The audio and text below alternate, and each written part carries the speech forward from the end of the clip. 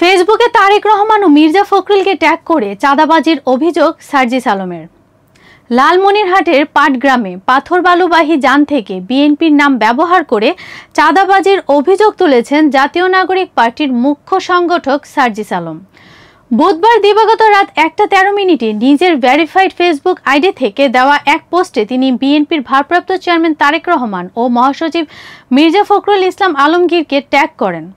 পোস্টে সার্জিস লেখেন, পাটগ্রামে অনুমোদিত সাইটগুলো থেকে দেশের বিভিন্ন প্রান্তে যাওয়া গাড়িগুলো থামিয়ে গাড়ি প্রতি 500 থেকে 1000 টাকা করে চাঁদা তোলা হয়। তিনি জানান, বুধবার ইউএনও 2 চাঁদাবাজকে 1 মাসের জেল দেন। পরে বিএনপি ও স্বেচ্ছাসেবক দলের কয়েকশো নেতাকর্মী থানা ঘেরাও ও ভাঙচুর করে তাদের ছিনিয়ে নেয়। পরিস্থিতি সামাল দিতে এক্সট্রা ফোর্স চাওয়া হলে পার্শ্ববর্তী হাতীবান্ধা থানাও বিএনপি নেতাকর্মীরা অবরুদ্ধ করে রাখে বলে অভিযোগ করেন তিনি। সার্জিস আলম লেখেন, এভাবে বিএনপির নেতাকর্মীরা যদি মাঠ পর্যায়ে ক্ষমতার অপব্যবহার করে চাঁদাবাজদের প্রোটেক্ট করে তাহলে দেশ সংস্কার হবে কিভাবে? তিনি স্থানীয় এমপি প্রত্যাশীদের মদদে এসব হচ্ছে বলেও দাবি করেন। তিনি আরও বলেন, বিএনপিকে আগে স্থানীয় পর্যায়ে নেতাদের নিয়ন্ত্রণ করতে হবে এবং অপকর্মের বিরুদ্ধে কঠোর অবস্থান নিতে হবে।